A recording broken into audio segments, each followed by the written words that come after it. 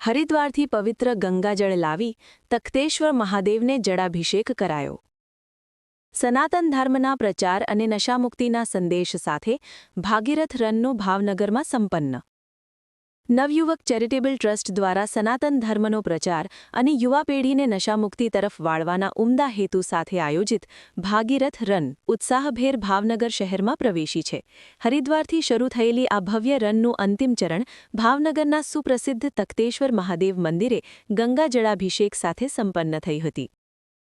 સનાતન ધર્મની જ્યોત પ્રજ્વલિત કરવા અને યુવા પેઢીને નશામુક્તિનો પ્રેરણાદાયી સંદેશ આપવાના ઉમદા ઉદ્દેશ્ય સાથે હરિદ્વારથી શરૂ થયેલી ભાગીરથ રન ભક્તિમય માહોલમાં ભાવનગર ખાતે સંપન્ન થઈ હતી।